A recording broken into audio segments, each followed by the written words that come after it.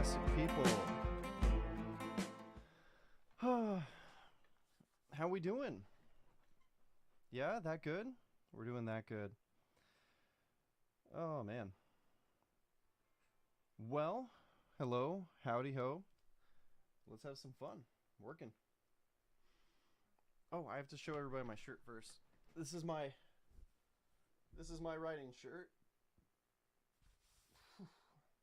Oh yeah. Cuz I'm super cool like that. All right. We are going to be editing out the intro.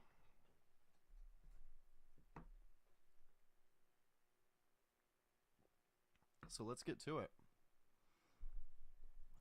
Declassified Maximum Security Survival Guide. Introduction, 0 hour. Bam, bam, bam. Whoa, that was really loud. I woke up looking at my plain white ceiling. Bam, bam, bam. Whoa, that was really loud again. Bam, bam, bam. Trevor! That's my name. I sat up and looked at the clock. 9:30 p.m. was a little late for a visitor. Bam, bam, bam. Again in quick succession. Someone's banging away on my poor house. Trevor, come to the door. Okay, I was about to explain the finer points of how we knock on someone's door in a civilized society. I was likely to add a few $4 words with plenty of volume behind them. I grabbed my bamboo screaming stick. Drop what's in your hand, Trevor. I looked at the weapon. Drop what's in your hand.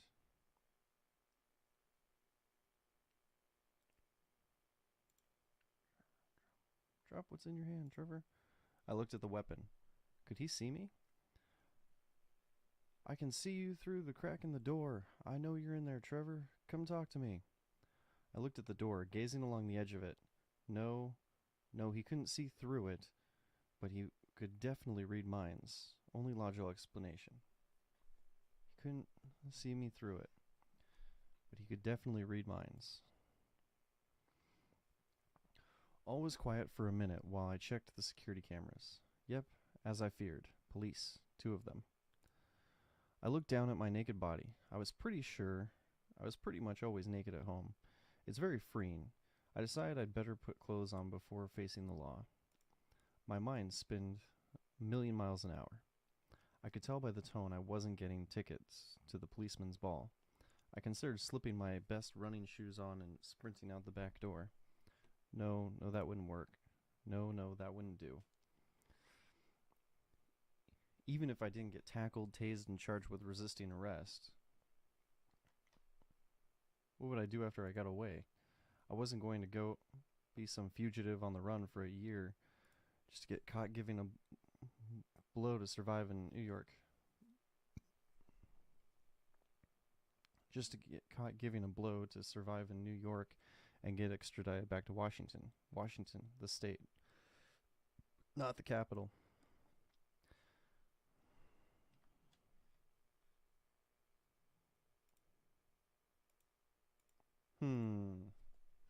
Should that be capitalized?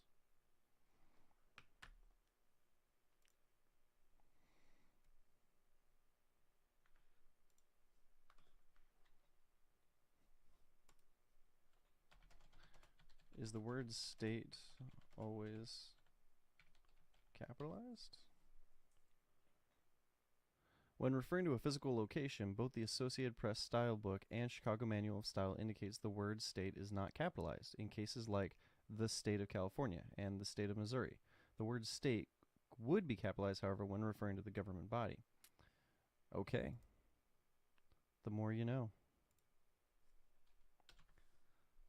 The state, not the capital.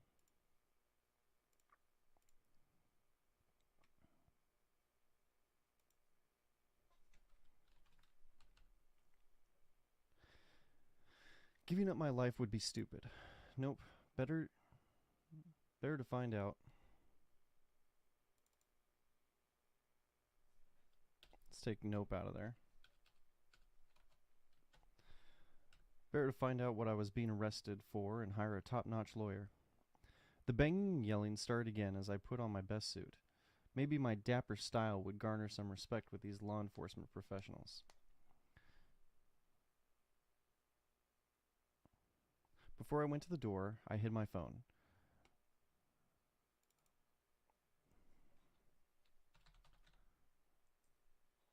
Didn't want to give them anything that could be used against me. The banging and yelling started again as I put on my best suit. Maybe my dapper style would garner some respect for these law enforcement professionals. Before I went to the door, I hid my phone. Didn't want to give them anything that could be used against me.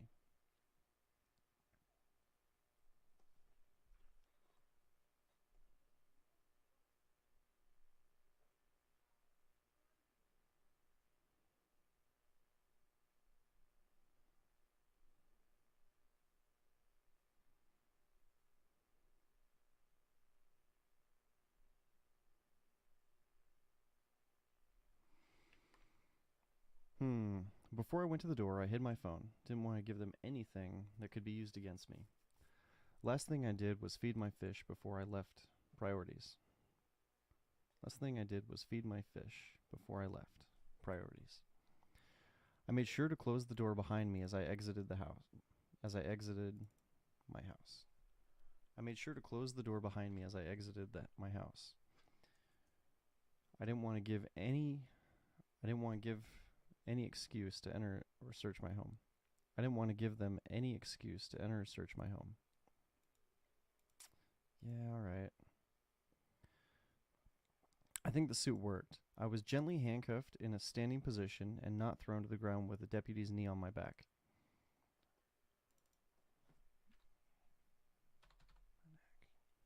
Sometimes it's good not to be a minority. Interesting fact, I'm both white and Jewish, meaning I've been gifted with both power and money. I'm both white and Jewish, meaning I've been gifted with both power and money. Privilege is great. As they led me away from the house, 5 more law enforcement vehicles pulled into the drive with lights flashing. Not gonna lie, I felt a little famous. All this for me? It seemed a little overkill. Must have been a slow night. I suppose that's why the deputies didn't kick down my door to get me. Didn't kick in my door to get me. They were waiting for their buddies to arrive. As I was put in the back of the patrol SUV, they finally told me why I was under arrest. It was a shocking experience. They asked me if I'd like to talk to them about it. What do they think? I've never watched TV before? #1 rule of the streets, Latinos get the coolest gangster names. Get the coolest gang names. Coolest gang names. Latinos get the coolest gang names. Second rule, don't talk to the people arresting you. Cops aren't your friends when they're arresting you, and there's nothing you can say to get yourself out of the situation. Tell the only safe person, your lawyer, and he'll tell the right people to get you out. Never trust or talk to anyone else. Law enforcement lie. Detectives lie. They're trained to lie well and get you talking. And prosecutors have a talent for twisting your words around against you. Safest bet is not to give them any words to twist. When in doubt, take the nickel. I like that line. When in doubt, take the nickel. Sitting in the back of the vehicle on my way to jail, I thought about what just happened. Apparently the police just yell and scream the same things, assuming you might think they can see you. Wait, did he ever identify himself as law enforcement? Does it matter? Hey, they never Mirandized me.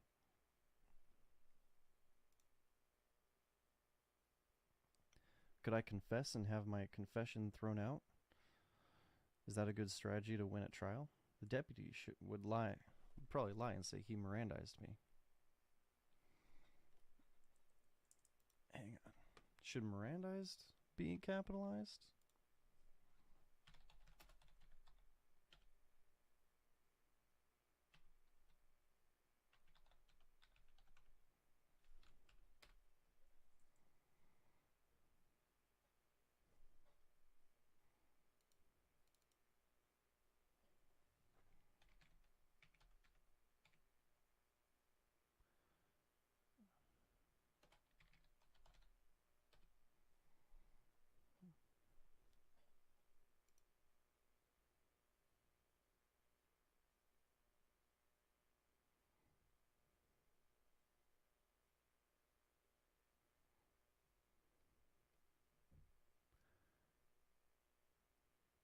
Yeah, I'm gonna leave it capitalized. I like how it looks.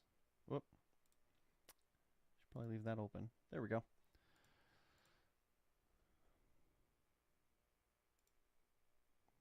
Hey, they never Mirandized me. Could I confess and have my confession thrown out? Is that a good strategy to win at trial? The deputy would probably lie and say he Mirandized me. If I stayed in my house, how long would it have taken me to get a search warrant? Would it have taken them to get a search warrant? Would they reimburse me for breaking down my door? What if afterwards someone steals all my stuff because my door's broken? I wonder if they didn't throw me on the ground and beat me because they saw my security cameras. Why don't more people have security cameras? They didn't search me very hard. I bet I could have hidden a gun in my crotch. Before I knew it, I had arrived at the county jail. I took a deep breath. This wasn't a big deal. I'd been to jail for a day or two before. They searched me again, booked me, and gave me a well-used orange outfit. I decided the suit was a great idea. They didn't even strip search me like everyone else. I could have had anything up my ass. I suppose they could tell I wasn't a druggie.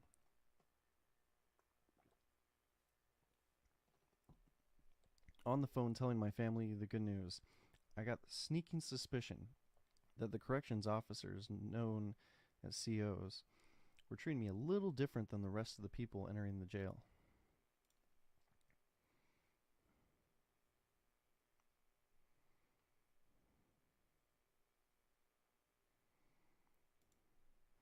I am talking about a place, so should I capitalize jail?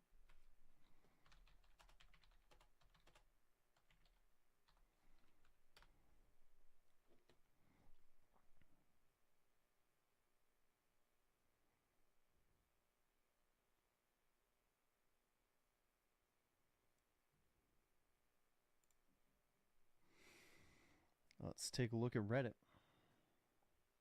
The internet is a wonderful place.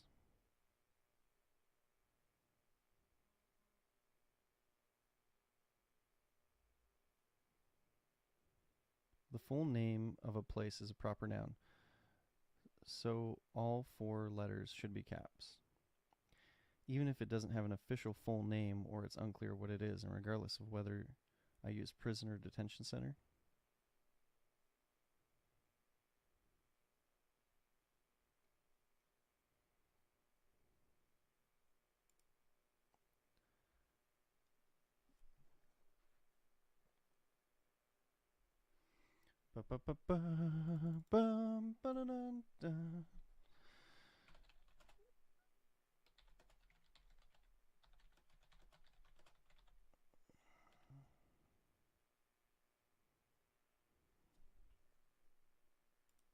Person, place, or thing. Jail is a place.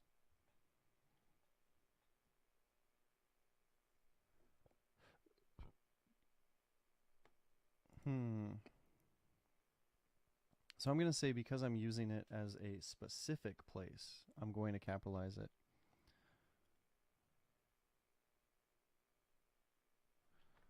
This is a place. Wait, I'm under suggesting? Why am I under suggesting? No. I'm editing. I am editing. Thank you very, very much.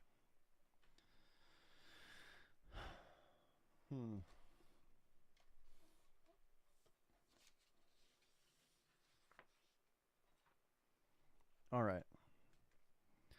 On the phone telling my family the good news, I got the sneaking suspicion that the corrections officers, known as COs, were treating me a little differently than the rest of the people entering the jail.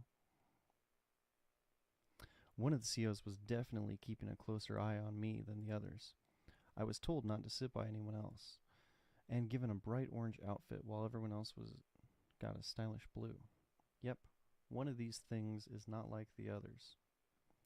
My suspicions were confirmed when everyone else walked down to their nice, cozy dorm setting, while I had to wait behind for shackles to be placed on my hands and feet.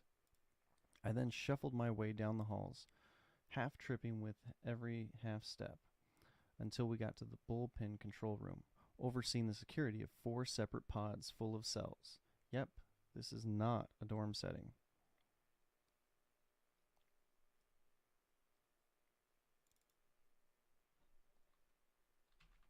This was not a dorm setting. My suspicions were confirmed when everyone else. I then shuffled my way down the halls, half tripping with every half step, until we got to the bullpen control room, overseeing the security of 4 separate pods full of cells. Yep, this was not a dorm setting. The COs buzzed me into one of the pods and removed my shackles. My heels were throbbing from scraping metal shackles as I carried a bedroll up the stairs to my cell. One of the COs muttered something about who they were putting me with.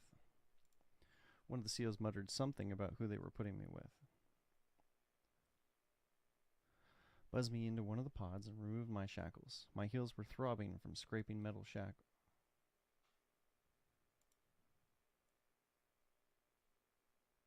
My heels were throbbing from the scraping metal.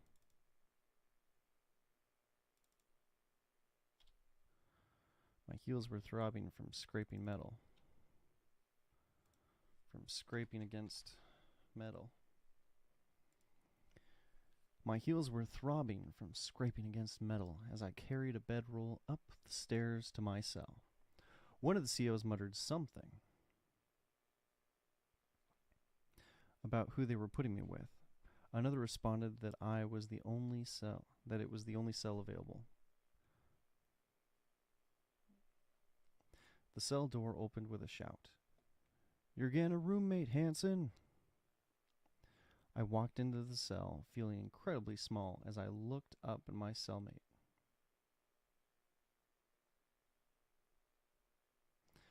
The cell door locked us in together with a loud slam.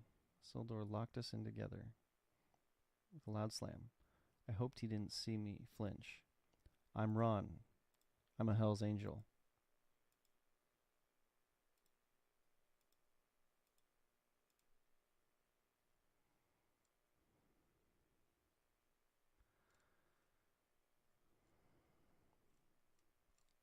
Okay.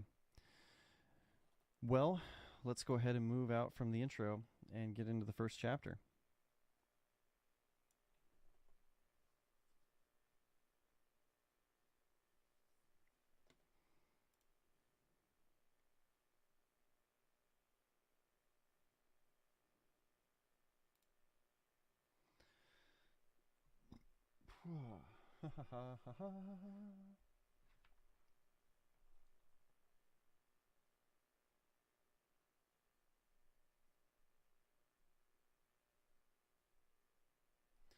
Okay.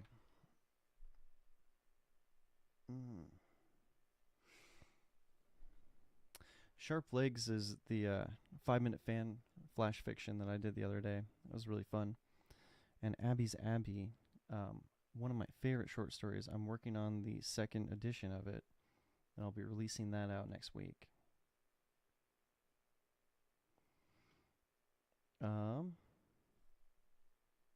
We're going to go... No. There we go, Chapter 1. Declassified Maximum Security Survival Guide, Chapter 1. Staying Sane.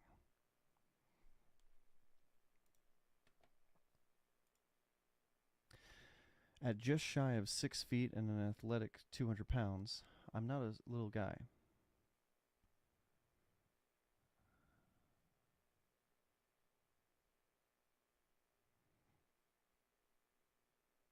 At just shy of 6 feet and an athletic 200 pounds, I'm not a little guy. But Ron made me feel very small.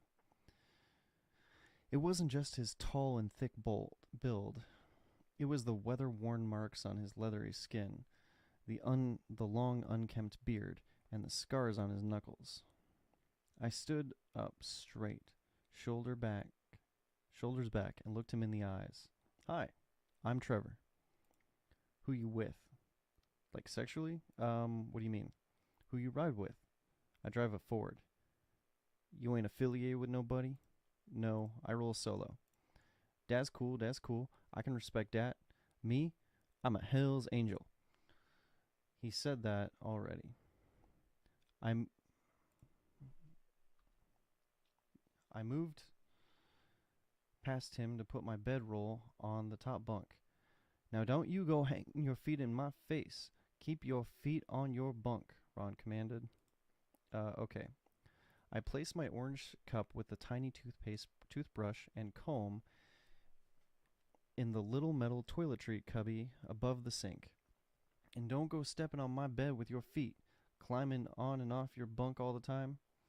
Now I started to get annoyed. I wasn't planning on it. I spread the white sheet across the thin green mattress before climbing up on my new bed. It was a little before midnight at this point, and I was exhausted. Without wishing my new best friend, goodnight, I pulled the dark blue wool blanket over my shoulders as I turned to face the wall.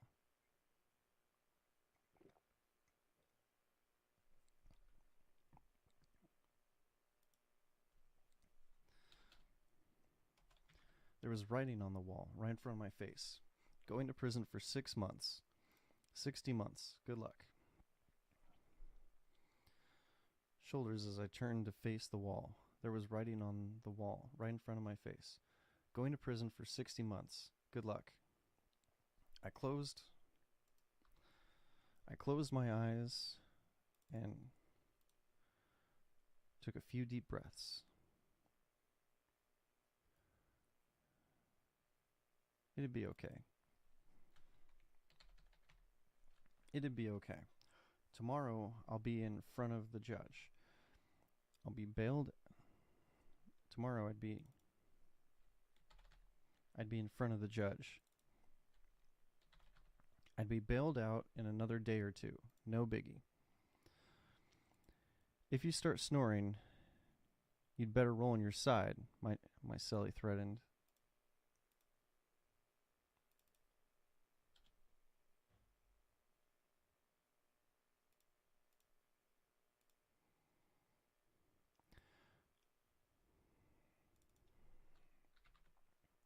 The mattress was thin enough that I could feel the hard metal bunk underneath, and the wool blanket was scratchy.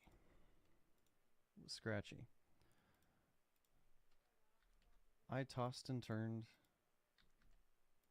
despite my exhaustion. I gave a deep sigh. Everything would look better in the light of day.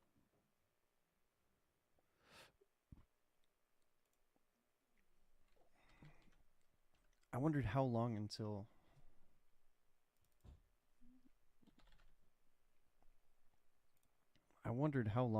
I'd be able to enjoy this light of day again.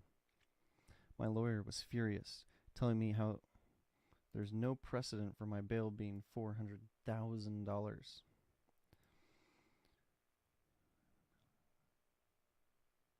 It's because we're in the middle of December's holiday season.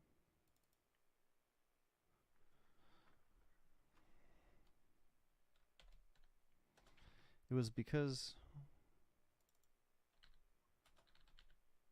we were in the middle of December's holiday season. All the judges were away, so instead of a judge, I got a county commissioner. I was the first person for her to see, and by setting my bail so high, she could now claim to be tough on crime.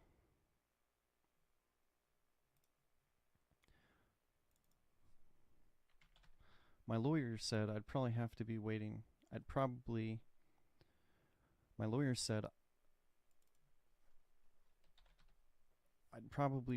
6 months for trial. I'm going to miss Christmas. I was going to miss Christmas. I shut my eyes tight and flexed every muscle in my body for 100 Mississippis.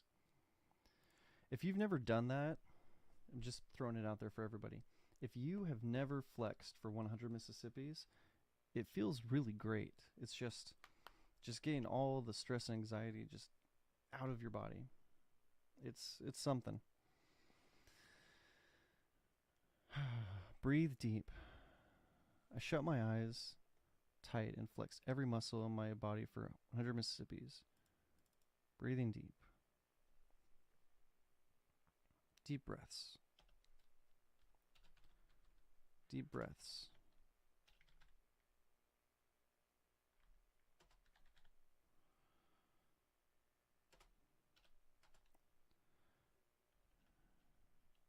Deep breaths. Deep breaths were taken. Deep breaths were taken. Well, it isn't the end of the world. Well, it wasn't the end of the world. And if I was stuck here, I might as well make the best of it. If I was stuck here, I might as well make the best of it. I hop off my bunk and walk over to the 6-inch wide window in the cell door.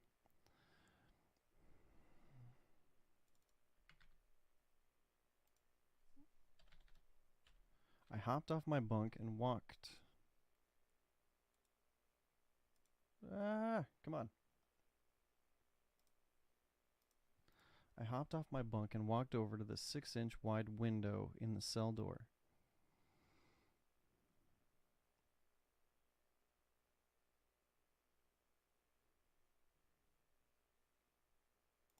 I saw half a dozen guys in orange walking around, making phone calls and watching TV.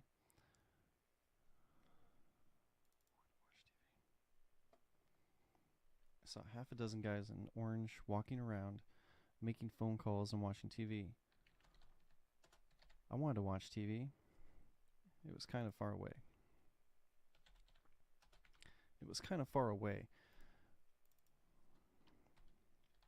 But I could barely make out the sitcom they were enjoying. I turned to Ron. When do we get let out of this cell? He looked up from the graphic novel he was holding. 6:15 to 9:15 today. So tell me what I need to know. Be careful of them black guys. They'd love to get their hands on a white boy alone. Okay, I said hesitantly. What else? And watch out for them Latina kings. Them motherfuckers be stab happy. Isn't that more of a California gang? And I'm pretty sure they'd kill you for using Latina instead of Latin. And they'll run up on you 5, 6 deep, every one of them shanked up.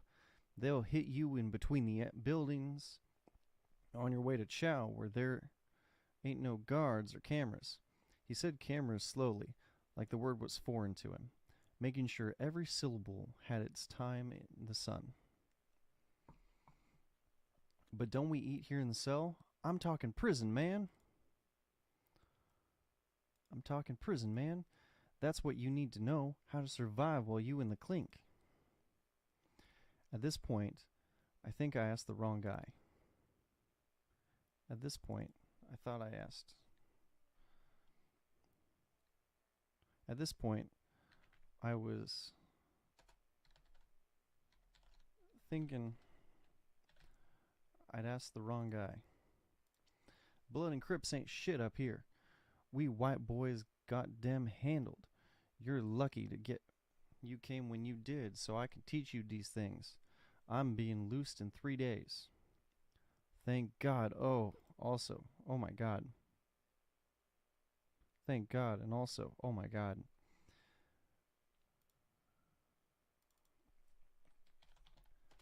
They were loosing this crazy nutcase. On the public. His fast, unthinking speech was hard to track as he rambled on about how to survive the apparently unending list of prison gangs. Suddenly, his unkempt biker look seemed more homeless man. I decided to interrupt him. So what do you ride? Seem more Hobo. Suddenly, this unkempt biker look seemed more hobo. I decided to interrupt him. So what do you ride? He looked more than a little annoyed at the interruption.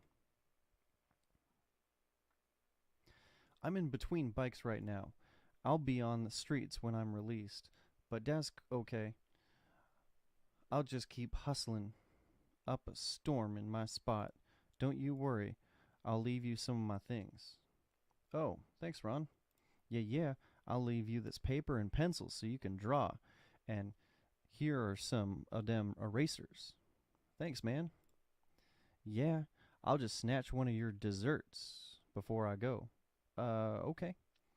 And here's a bunch of envelopes so you can mail your people. Just toss me another cake. Oh, here's a book for you to read before our time out.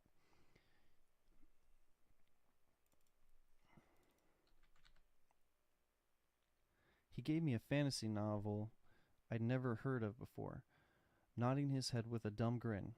He seemed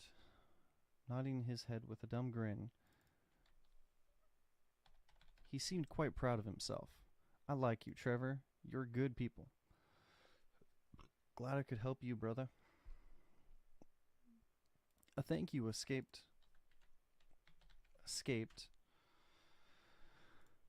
my lips as I tried to leave the whirlwind of Ron's conversation.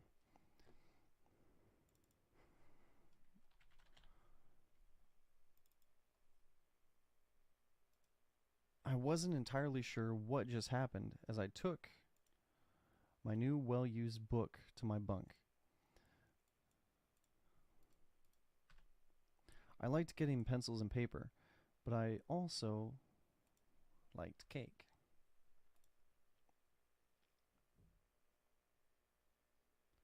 A thank you escaped my lips as I tried to leave the whirlwind of Ron's conversation. I wasn't entirely sure what just happened as I took my new well-used book to my bunk. I liked getting pencils and paper, but I also liked cake. The deal would turn out to be okay, even though Ron failed to mention that everyone gets what he's given,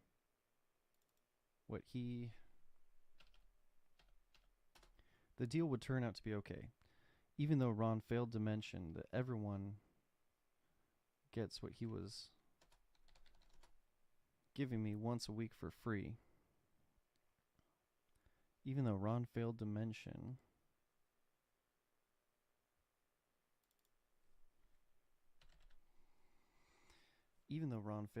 that everyone got what he was giving me once a week for free.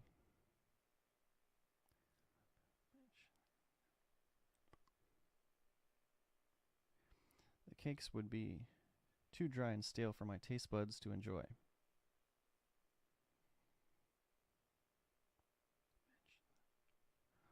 What he was giving me once a week for free.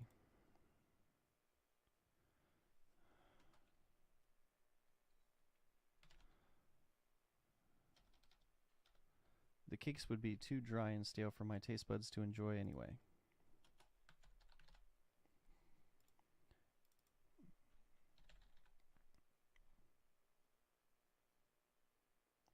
It took about 3 weeks for my tongue to acclimate to jail food.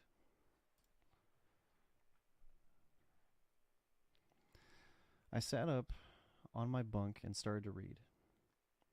I liked that it was fantasy, with no similarities to our world. I was able to get completely lost in this new land. My current circumstances were soon far from my mind. My current circumstances were soon far from mind. Far from my mind. My current circumstances were soon far from my mind. This land had lush forests full of wild beasts and heroes called to fuck that fucking nigger cunt. I looked up at Ron yelling out the cell door. His eyes were wild. That damn nigger bitch guard? Wahoo! She's a real bitch, she is. He looked back at me, waiting for some type of response. Really, is all I could think to say. Oh yeah, that damn nigger. She'll yell at you for doing none. None at all. I don't know what else to say.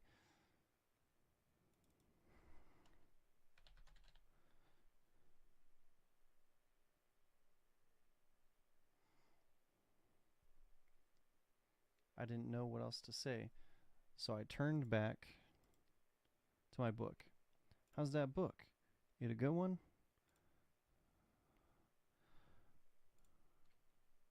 I looked back up at Ron.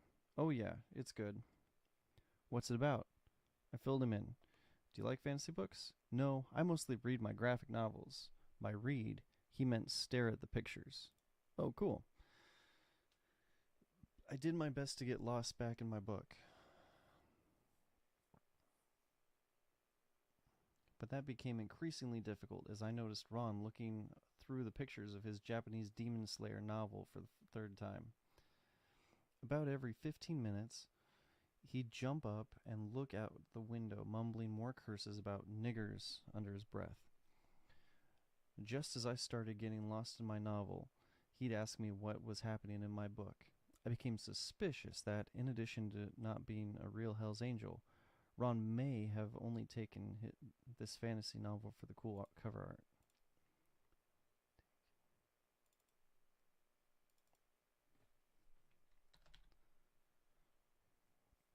Just as I started getting lost in my novel, he'd ask me what was happening in the book. I became suspicious that, in addition to not being a real Hell's Angel, Ron may have only taken the fantasy novel for the cool cover art. Needless to say, our 6:15 timeout couldn't come fast enough. I stood waiting to escape my cell as the CEOs unlocked our door alongside 3 others. 6 other inmates meandered around the pod while I made a beeline for one of the 2 phones. My cellie stayed in our cage. While comforting my family over the phone and telling them everything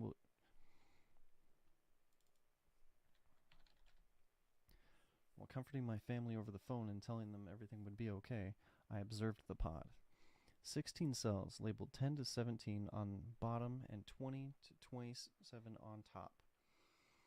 Each cell housed 2 inmates, except for 17, which they typically reserved for people who need it with medical needs.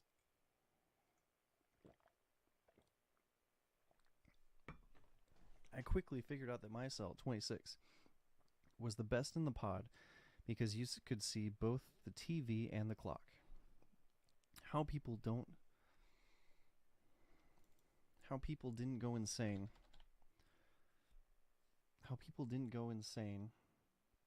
not being able to know what time it was.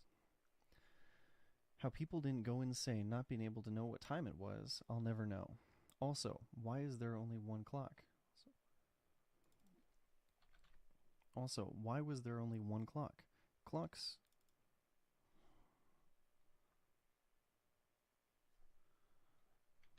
Clocks aren't expensive. And putting one on the other wall would ensure everyone had a view of the time. Logic seems to be lacking, and everything was only thought out halfway. The pod itself was a semi-square shaped concrete room with cream and tan colors. There were 2 single-man shower rooms, one upstairs and one downstairs. To the left, there was a small room for professional visits. The right had a room with a tablet in it. Another tablet was attached to the wall of the pod. The most disappointing part of this new world I'd become a part of. The most disappointing part of this new world I'd become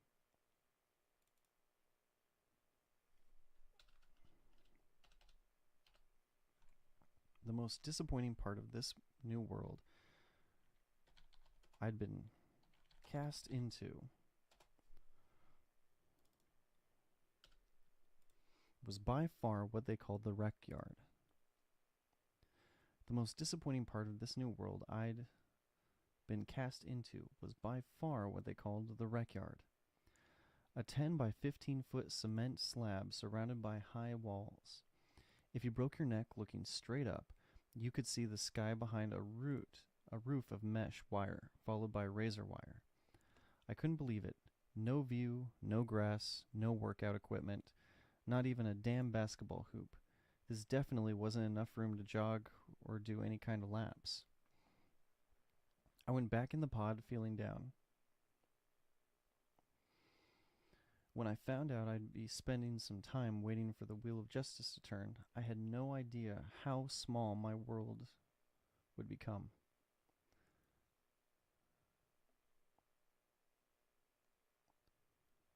Small my world had just become. I went back in the pod, feeling down. When I found out I'd be spending some time waiting for the wheels of justice to turn, I had no idea how small my world had just become. This didn't make any sense. All the prison movies at least had yards or ways to stay busy. Over the next year, I found out just how much better not only prison, but other jails were compared to the crazy caveman facility I found myself in. As I stood contemplating my new existence, an old man shuffled towards me with a kind smile. "Evening," he said. "Good evening," I replied. He filled with a small piece of paper. "What sizes are you wearing?" Extra large top, large bottoms." He wrote my sizes down. "Great. I keep track of everyone's uniforms for getting fresh clothes on laundry day." And without another word, he shuffled on his way to walk laps in the fresh air of the cement slab. 4 metallic octagonal tables, each with 4 metal stools attached, were in the middle of the pod. The closest one housed 3 guys playing cards and watching TV. I approached them with a curious smile, trying to figure out what they were playing. The first one turned towards me, an obese redhead with a Viking beard. "I see you've met Gramps. I'm Red. This is LeBron." He motioned towards a very skinny black kid. "And Jackson, a fit-looking tan man I immediately took to be a soldier." "Hi, I'm Trevor. Mind if I watch?" Red gestured towards the empty seat. Jackson greeted me with a fist bump while LeBron shuffled the cards. And just like that, I had my jail friends. Jackson would later tell me they could tell right away that I was okay because I didn't move or talk like one of the, to put it in his words, retarded, strung-out druggies. There are a lot of those types in jail. There were a lot of those types in jail. I sat watching the sitcom while Red taught me the finer points of rummy. "And that's how I always win." "Well, that and I've got a big dick." Jackson gave a snort. Red looked up at him. "It's true. I'm built like a tuna can." I raised an eyebrow in Red's direction. A smile crept to his face.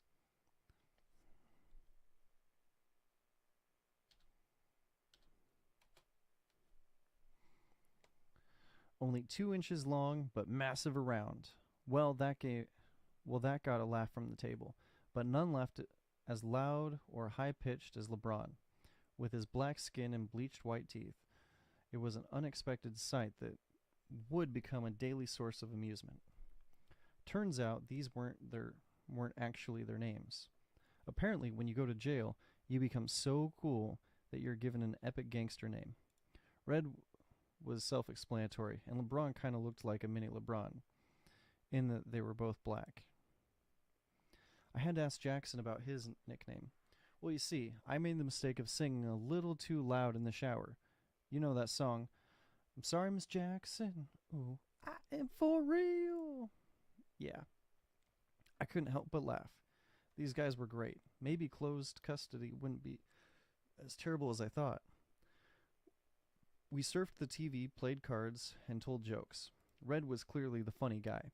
And that's when the dad jumped up and yelled, "The aristocrats!" Bang!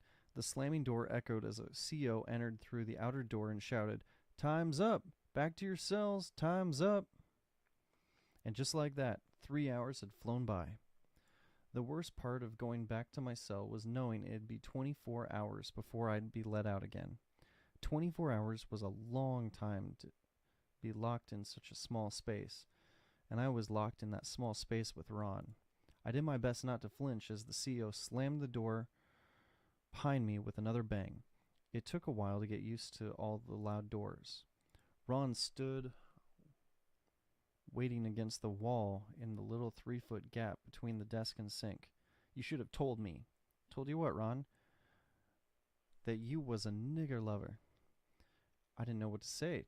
I never met a real hardcore racist before. If he was smaller, or if I'd been more comfortable in jail, I might have done something. Instead, I opted to stay quiet and hope he ran out of juice. I look out there and my cellie, was down there sitting with that nigger. How's that make me look?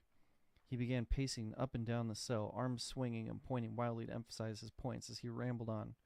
"How do you think that makes me look? My cellie sitting with a nigger. You're lucky I'm out here in 2 days.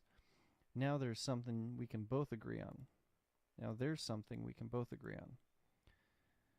His pacing and raving was getting a bit too close for comfort, so I made my way back atop my bunk, doing my best not to brush against him. The cell felt a lot smaller with big Ron moving back and forth in the middle of it. I did my best to get lost in my book and ignore the crazy man getting progressively louder. In my mind, I was developing self-defense strategies. I settled on smacking him with the spine of the book, using my left, and grabbing the plastic cup with my right. The book would collapse his throat, while my right hand brought the hard plastic cup down on his temple. Lights went out at 10:30, and I was halfway done with my book. Ron continued randomly asking what was happening, and I gave him 1 or 2 word answers that were sounding increasingly annoyed. If Ron noticed my tone, he didn't show it. My cellie finally laid down for bed close to midnight. Without the pacing flop, flop, flop of his rubber slippers on the cement floor, I was finally able to drift off to sleep.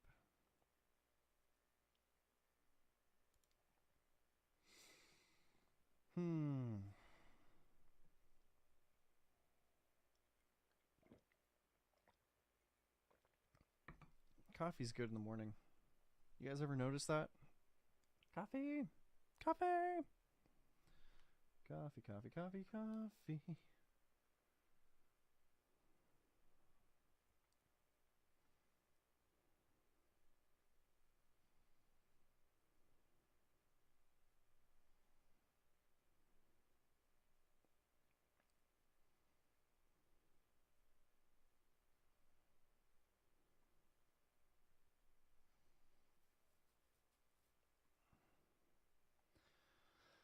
Woohoo! Okay.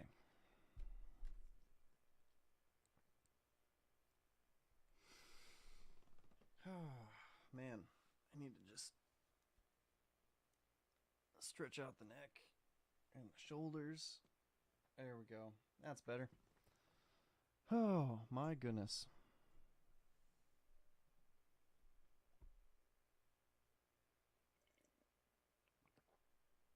When editing, it's really important to take breaks.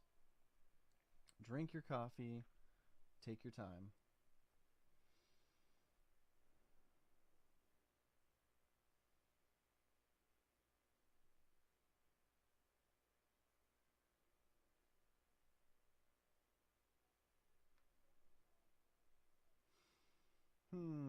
All right.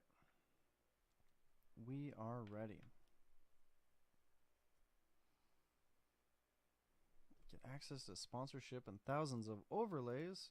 Well, how do I do that? With Streamlabs Prime, you can create a custom tip page.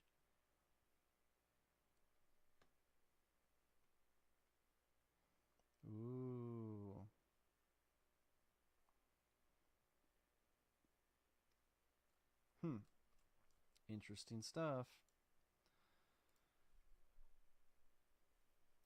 One of these days I'll have to price everything out and figure out if Prime is the right option for me.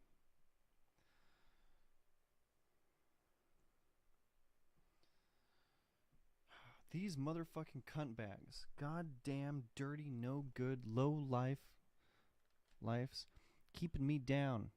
My eyes slowly opened to find Ron once again pacing back and forth, mumbling to himself.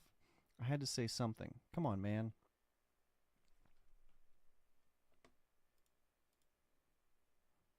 Come on, man. Come on, man. Come on, man. I had to say something. Come on, man. He stopped like a deer in the headlights, just staring at me wild-eyed. I braced myself for any possibility and calmly explained, I'm trying to sleep. He came a step closer, finger pointing.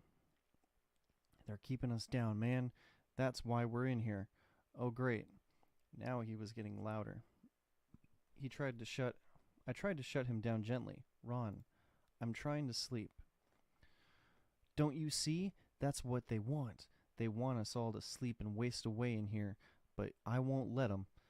I'm gonna fight them good and hard. That damn Jewish-run mayor's office and the whole fucking sheriff's office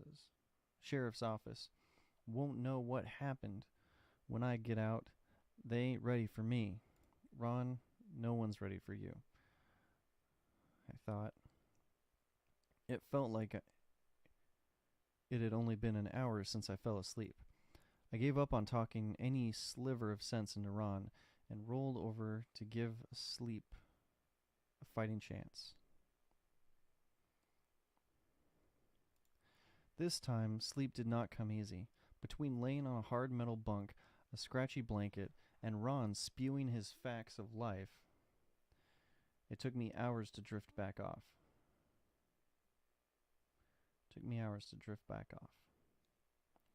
Tap, tap, tap. Razors! There was a CO at my cell door, tapping me awake. Ron was now sound asleep. I got off my bunk. What? The corrections deputy looked like he tasted something sour. Do you want a razor? He said like my IQ was in the higher double digits.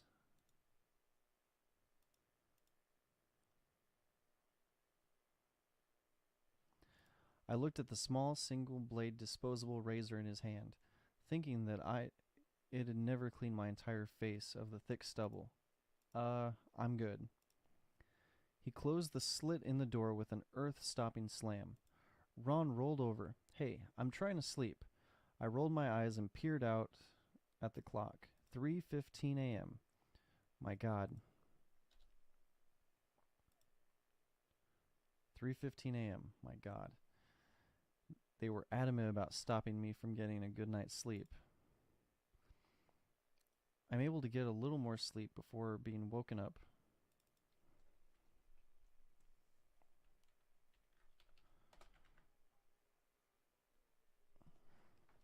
I was able to get a little more sleep before being woken up for a bland oatmeal breakfast at 5:15 a.m. Then again at 6:15 a.m. as the nurse opened the and closed cell door slits for medication. Slots.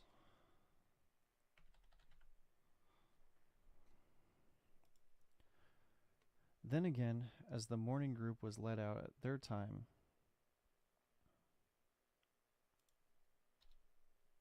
at 7:15 a.m. They turned out to be a loud group. My life flashed before my eyes at 9:15 a.m. when the cell lights came on. I finally gave up on sleep altogether.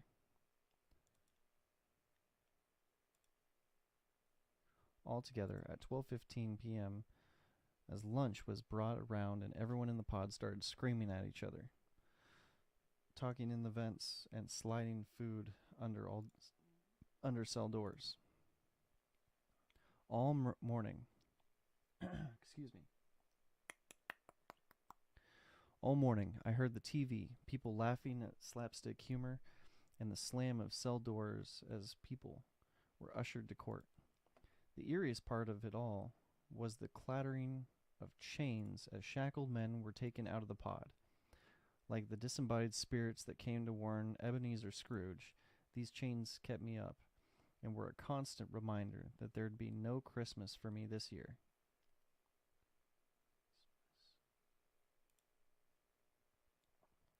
I sat in my cell, eating cold pasta, trying to balance the bouncy little balls on my spoon between each bite. I could feel the weight of my eyes. The entire schedule seemed to be designed so I got as little REM sleep as possible. I decided what I needed to feel better was a shower. Yes, a shower just might get me sane again. 9:15 p.m. couldn't come fast enough. Ron was kind enough to explain that while the CEOs had the main door open,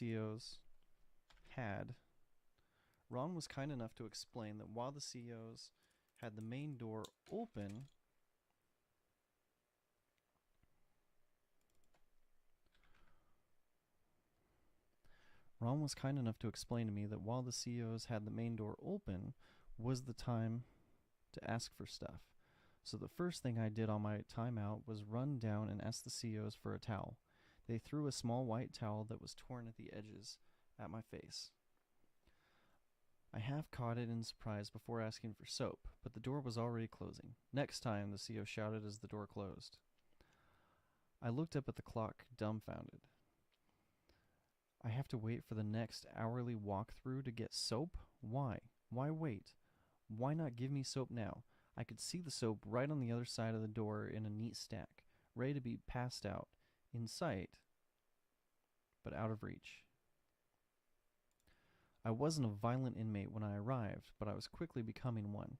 I decided to wait out the hour, calling my family and checking out the tablet. Gramps shuffled by me on my way to the tablet. Evening? Good evening, I responded with my best ingenuous?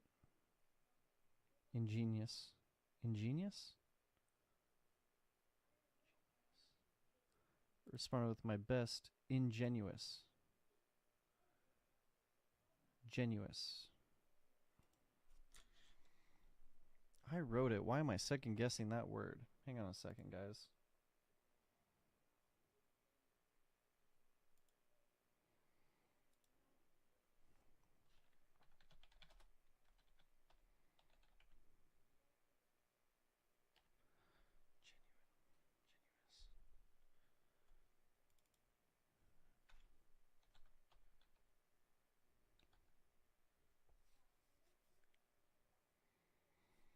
Genuine. Ingenuine. Genuous.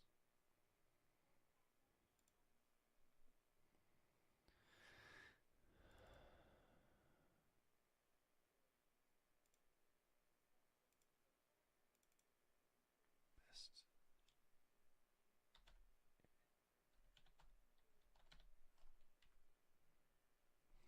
Good evening, I responded with my best ingenuine smile. Rainy day. I looked out at the drenched rec yard. Yes, it is. He licked his lips as old men do. Of course, it's supposed to be dry this weekend. That a fact. Well, it's what the news says, but who really knows? This weather conversation with Gramps would become a daily delight.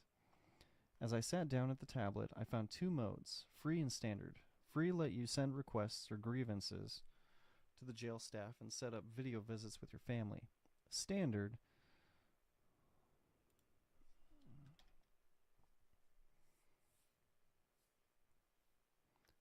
let you send family messages, listen to music, or play games, and it costs. You could also pay to watch movies. I started thinking of the jail as a moneymaker. Between all the inmates listening to music for 5 cents a minute calling their families for 25 a minute, and buying commissary to escape the mundane meals, someone was making a good chunk of change. Asking family to put money on my phone account and watching how quickly it disappeared made me feel guilty for calling them, but I needed the moral support. The cost of it all made me angry, especially as I thought of the outside world where music was free and I talked on my cell as much as I wanted for $35 a month. A few calm, deep breaths kept me from screaming curses across the pod, something I'd later see other inmates do. At the 10:15 p.m. walkthrough, I got some soap and ran to the upstairs shower. "Hey, no running," the CO lovingly shouted. So I walked briskly to the upstairs shower. As I entered the 4 by 6 foot tile room, I couldn't get naked fast enough. It was like the orange outfit I'd been wearing for 2 days was suffocating me. As my clothes came off, I felt like I could finally take full breaths. With a smile on my face, I stepped towards the shower head and right into something very squishy and kind of sticky. I looked down at the bottom of my left foot and saw a semi-clear white jelly substance in between my toes. Oh my God. I just stepped on somebody's unborn children. I quickly hopped over to the shower head and pressed the button. I nearly jumped out of my skin as the cold water scalding. I nearly jumped out of my skin as the cold water scalded me. I danced away and lifted my sticky foot up to the water as it turned off. I pressed the button again. The water stayed on just long enough to get most of the shower jelly off my foot. Next time, I'd be more careful where I stepped and leave my sandals on just in case.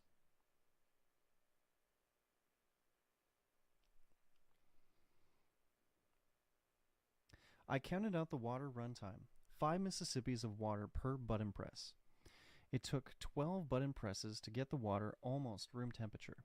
Without shampoo, I settled on just soaping away all my emotions. I must have missed a spot, because halfway through lathering my skin, with the water shutting off every 5 seconds, I lost it. The frustration of everything had built up, and not even being able to clean myself properly pushed me over the edge. I screamed at the top of my lungs while I drove my fist into the tile wall. I brought my hand away, looking at my bleeding knuckles. The pain, the release of energy, of pent-up aggression felt so good. Felt liberating. Liberating. The pain, the release of energy, of pent-up aggression felt liberating. I smiled, what I'm sure was an ugly smile. The rest of the shower was semi-warm. I spent an extra 20 minutes after I was all clean.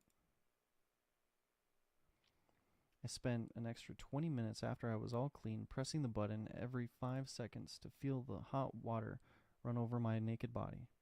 Putting that orange uniform back on felt wrong. The next day, I'd try the bottom shower, and while slightly colder, it stayed on for 12 Mississippis.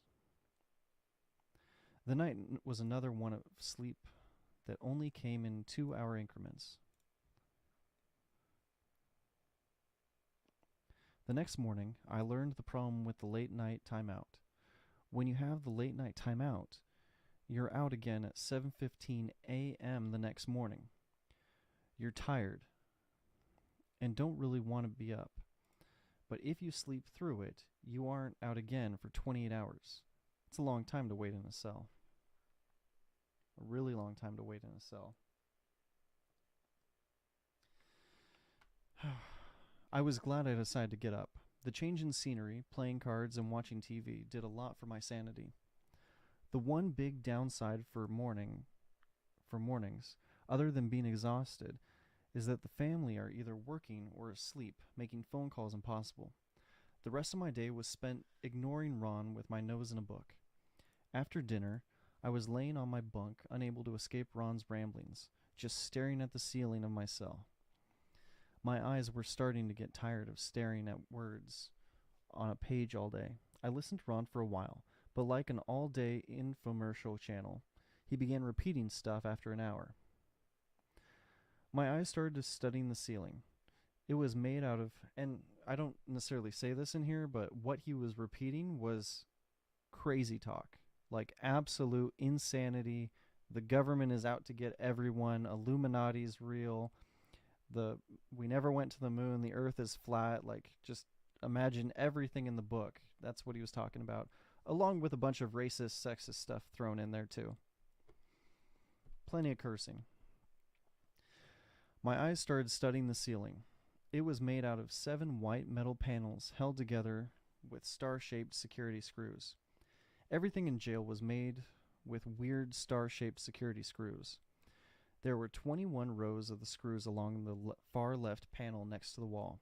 The center screw was lined up with the very middle of the wall with 10 screws on its left and right. I found this symmetry oddly comforting. I decided to search for other symmetrical points around the cell. I liked the lines in the concrete wall and in between the ceiling panels. Following them with my eyes was very soothing. Was that a penis? It was. A little drawn on the ceiling right over my head. A little penis drawn on the ceiling right over my head. Hello, are you listening? Ron said, clearly annoyed at my disinterest in his babbling. I pointed to the spot. Is that a penis drawn there? Ron squinted with intensity. Damn fags, trying to indoctrinate us with their gay penis acts, he shouted while handing me an eraser. I lifted the eraser to it as Ron looked away. I started to erase it, then stopped myself. There was something nice about that little penis looking down on me. For one, I found it a little funny, and two, it was something other than the ocean of white, tan, and cream colors that plagued my entire environment. I decided to erase the depressing message written by the man sent to prison for 60 months and replace it with the only thing my limited art skills would allow. I drew a small star, smiley face, and a flower. Now, anytime I rolled over to face the wall in my bunk, I could enjoy my little art show. I felt good. It felt like I was finally doing something to better my living situation, like I was capable of improving the environment I was unable to escape. I laid on my bunk, looking into the eyes of my new little smiley-faced friend, and smiled back for hours. That night, Ron reminded me that I was being tossed into the public in the morning.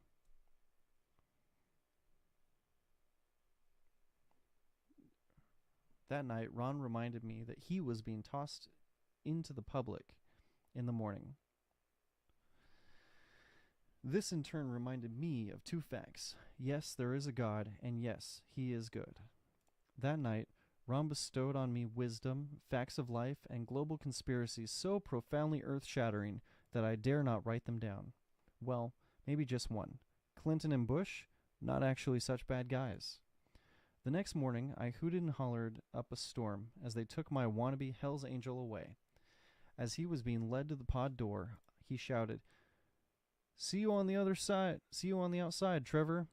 Don't count on it, you filthy racist bigot, I said, watching to ensure his release was real and not some cruel joke. When the pod door finally shut behind him, I did a little dance and made love to myself. As I climaxed, dopamine rushed through me, and I immediately felt better.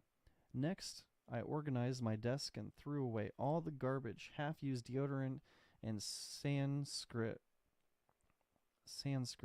writings. Sanskrit.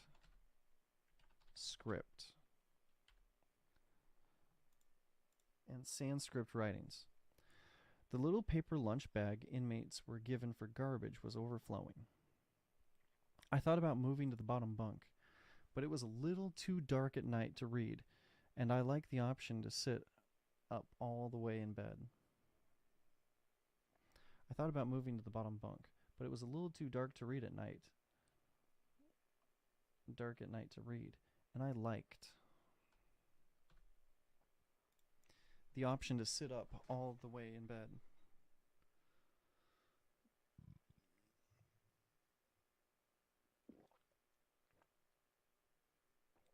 And with that, coffee's gone. Good morning.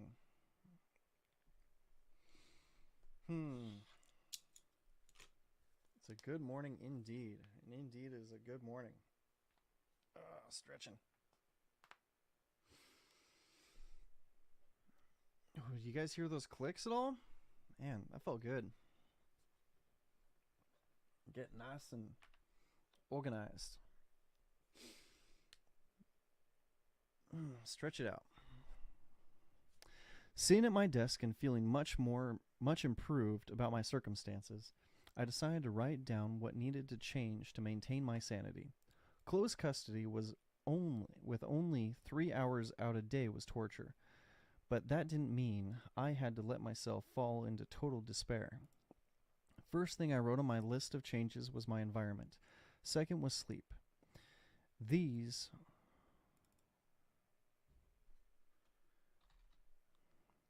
were what my focus would be on improving today. I made love to myself one more time and waited for my 3-hour timeout of my cell. I made love to myself one more time and waited for my 3-hour timeout of my cell.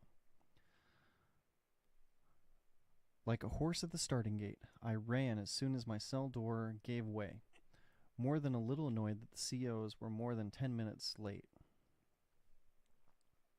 Between 5 and 15 minutes late soon became the normal expectation. I ran down to the pod's door and asked for cleaning supplies and a new brown sack garbage bag. They didn't have any brown bags, so I was told to empty it and keep the wrinkled old one. I asked if I could get a cleaning rag and was tossed another white towel identical to the ones we received for personal use. We wash our hands and shower with the same towels that are used to clean the toilets.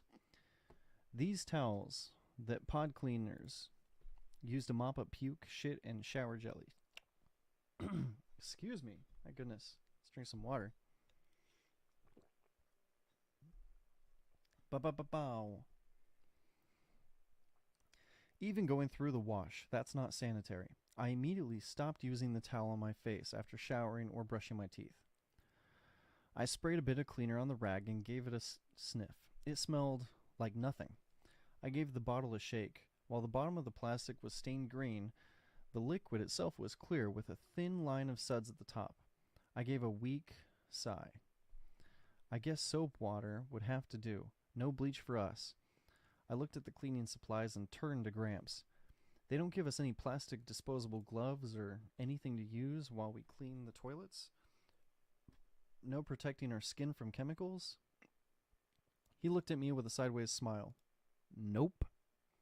Well, I guess it's a good thing the cleaner's mostly water then. Nothing I could do to change it. I sprayed my entire cell down and wiped it top to bottom. I grimaced at the nastiness left on the towel before proceeding to sweep and mop the floor. After hearing how thankful everyone else was that Ron was gone and receiving plenty of congratulations on having my own cell, the time out was over, and I was left alone in my spick and span room. The mopping solution made the room smell clean, and I stood hands on my hips, taking in the aroma. Okay, my environment was clean and organized. I decided it was time to personalize it. I sat down at the desk, summoning up all my non-existent artistic skills. I began to draw. I started with the classic kitten hanging from a tree branch with the caption, "Hang in there." This quickly made its way into the garbage. Next, in true superhero comic book format, I wrote out a bunch of inspirational words and placed them in cool, jagged-shaped graphic bubbles.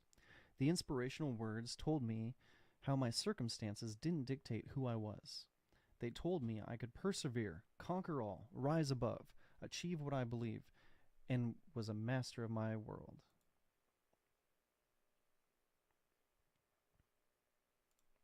They told me I could persevere, conquer all, rise above, achieve what I believe, and be master of my world. I read the page over and over again, feeling more empowered and in control of the world than ever. I, energized by my own inspirational poster, I tore the labels off 2 half-empty or possibly half-full shampoo bottles Ron left behind. Why he didn't just finish one of the bottles before using the other, I'll never know. I used the 2 labels to hang the inspirational sheet of paper above my bunk. I laid on my bunk, staring at my words of inspiration, getting more and more pumped. Yeah. I wasn't going to let that get me down. I was going to attack my situation head on, make my circumstances better, improve, and come out on the other side wiser, stronger, and better for it. Nothing was going to keep me down or stop me from doing little things every day to make my life better, like putting up or creating my own inspiration. Bang, bang, bang. Hey, take that shit down. A CEO was at my door. Take it down now. I think maybe if I ignore him,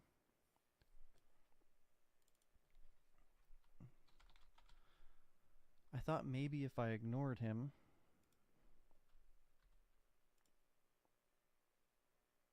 a CEO was at my door. Take it down now. I thought maybe if I ignored him, maybe I'd get lucky and he'd just die. Yeah. He banged on the door again. Take the paper down. No hanging or drawing on anything in your cell.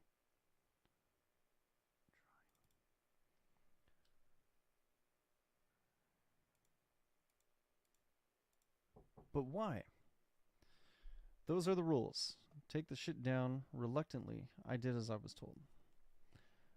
Looking down at the paper of inspiration, they really did everything they could.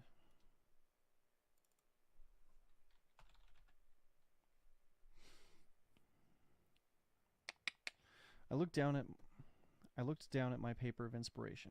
They really did. Gosh, sometimes past tense is just forgotten when writing. So, I looked down at the paper of inspiration. They really did everything they could to crush your spirits. That is right there with the discourse.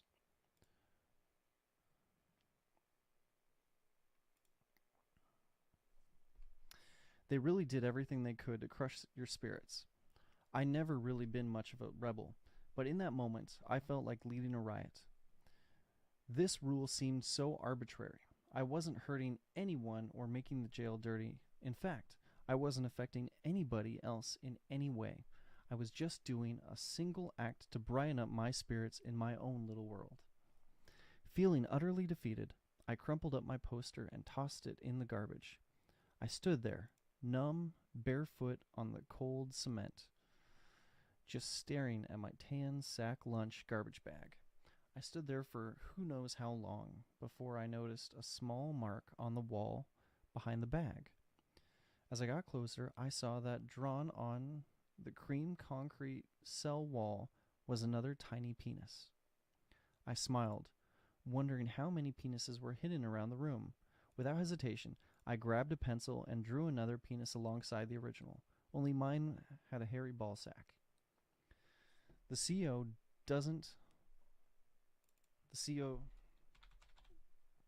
didn't want me to draw or post things on my cell walls. Well, fuck him. They couldn't stop me. I'd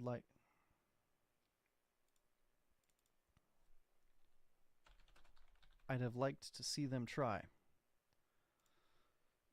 This little act of defiance felt good, and it soon sparked the invasion of the penises. That cell never looked better. Feeling emotionally exhausted, yet better, I laid down on my bunk and made love to myself before passing out. Made love while surrounded by my newly drawn 20 penises. Chow, chow, chow, last call, a CO shouted. I sat up on my bunk. Wait, he said last call? But isn't it... But wasn't it actually first call? Wasn't it actually first call? I contemplated this as I drank down my food. I wished for a real meat. The jail food did little to satisfy. But I found that if I didn't force the food down my gullet, I'd be hungry later. I wiped my face clean with my hands, wishing I had a towel I felt comfortable using. I proceeded to get comfortable with my novel. It was a halfway decent ending. It had a halfway decent ending, but the villain escaped, clearly setting up a book 2.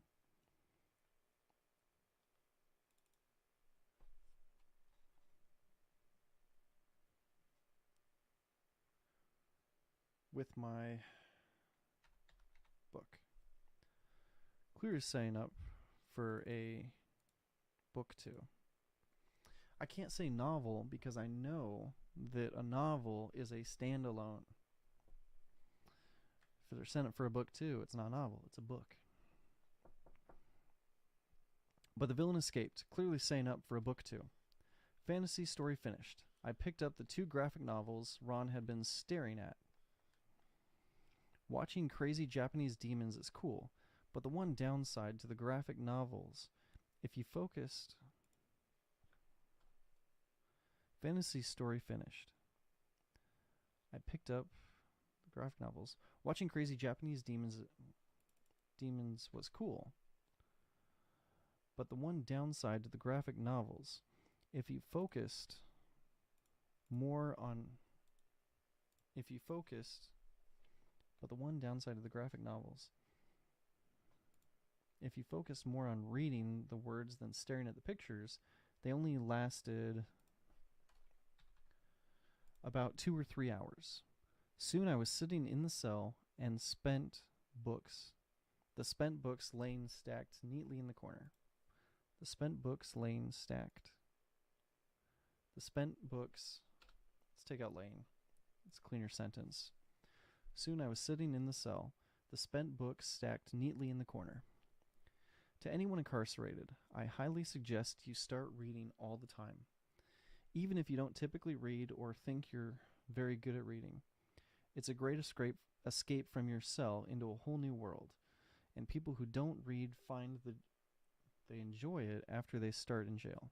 I, however, without an escape to a strange new land, away from my current circumstances, was left alone, just me and my thoughts.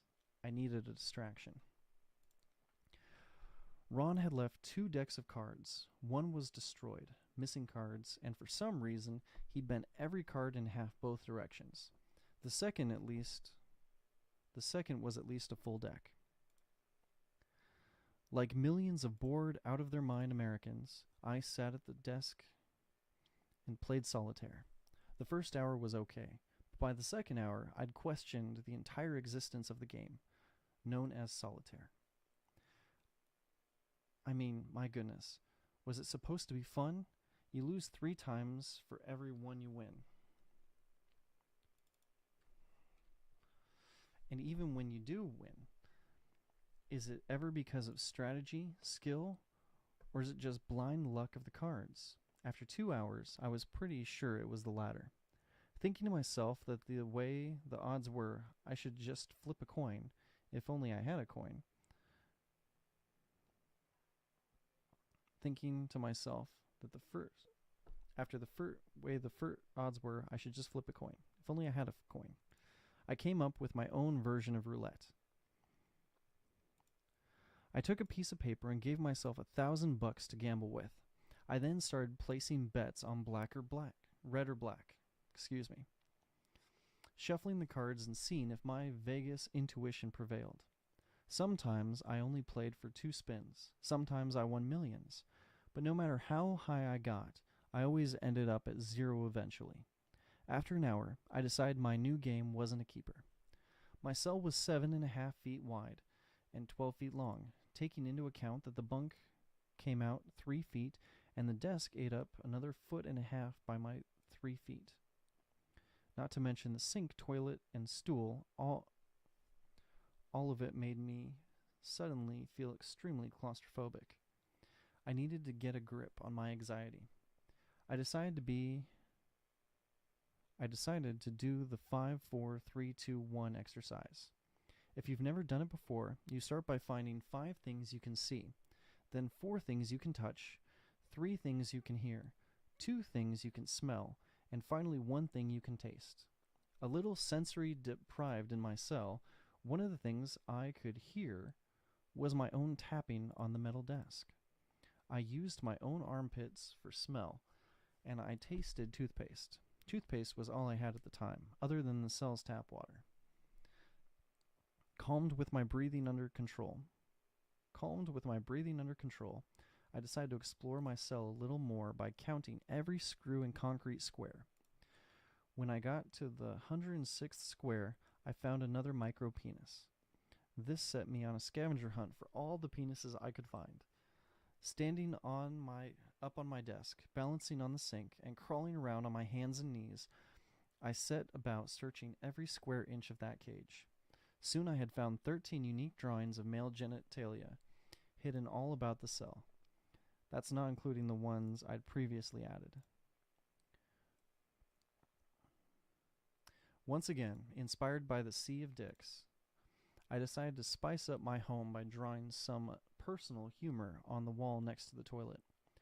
Right about where the person's eyes would be while using the crapper, I drew an arrow with the caption, "Follow me."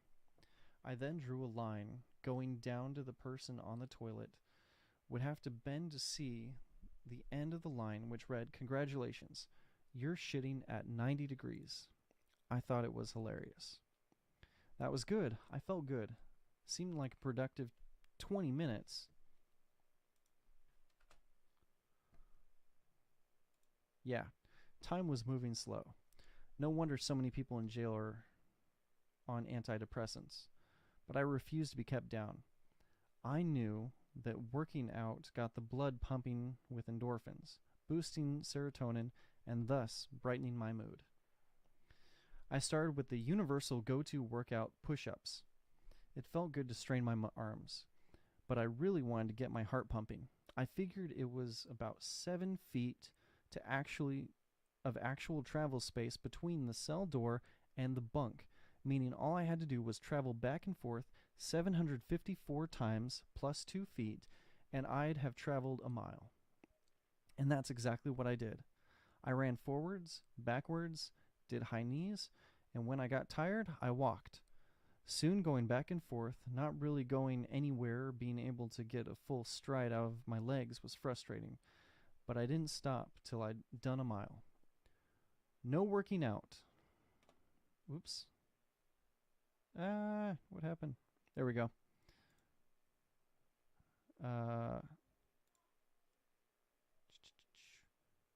Back and forth. No working out in this fashion was not satisfying. But I didn't stop till I'd done a mile. No, working out in this fashion was not satisfying.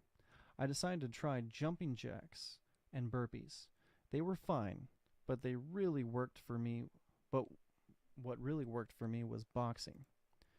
I stared at the polished metal mirror and began slipping my own jab. Soon I added a cross, sped up the punches, and really got into it. My favorite combo was jab, body cross, left uppercut, cross. After about an hour, I was drenched in sweat and feeling amazing. Boxing became part of my daily routine. Good and tired?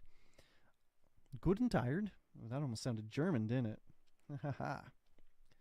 Good and tired, I sat on top of my bunk. I knew it was still too early to fall asleep successfully. I sat listening to the annoying shouts and cackles of other inmates, and the noise of a news program 20 decibels too loud.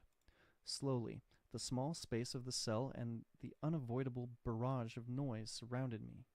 Without a book, my options of escape were limited.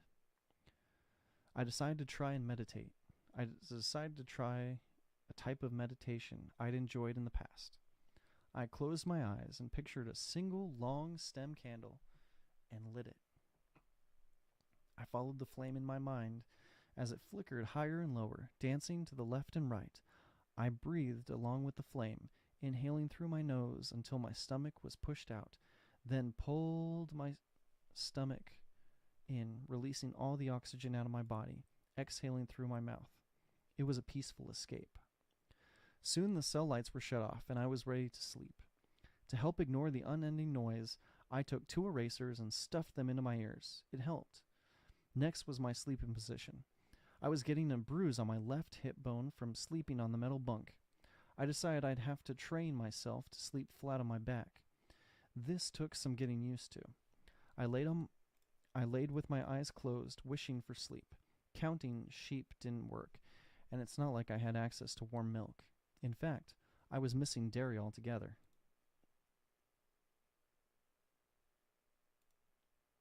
Yeah, dairy, right? Google, you're making me second guess myself that I somehow misspelled dairy.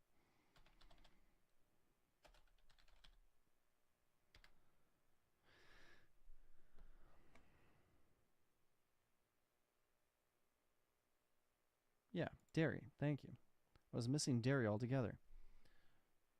I decided to try and remember a dream I'd had. The dream started with a gorgeous blonde beauty paddleboarding on a lake. Gorgeous blonde beauty paddleboarding on a lake. I made love to myself, this time with my left hand, then continued remembering my dream. Novelty is the spice of life. Suddenly, while paddleboarding, dozens of huge snakes started swimming towards her. As they leapt to strike, she caught them at the base of the neck and bit their heads off. In the distance, she saw hundreds of massive crocodiles coming her way. She dove into the water, swimming towards a giant green monster truck. Coming out of the water, her bikini top fell off, and her tits were perfect, bouncing with every barefooted step. She started up the monster truck and drove straight into the crocodile army. Tires screeched, sending body parts and blood flying.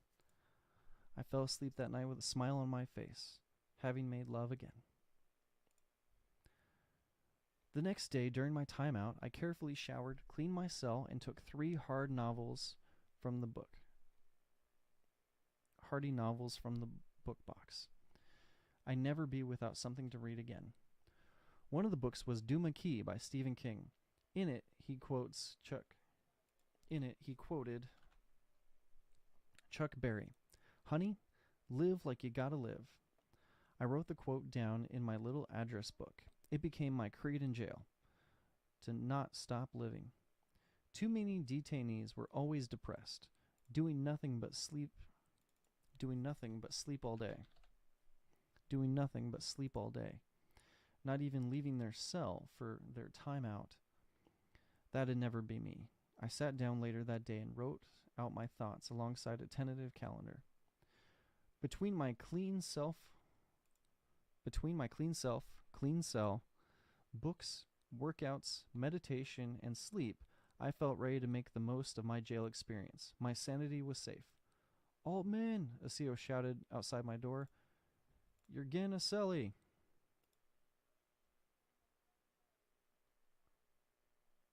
And that is the end of chapter 1. Good job, us. Okay.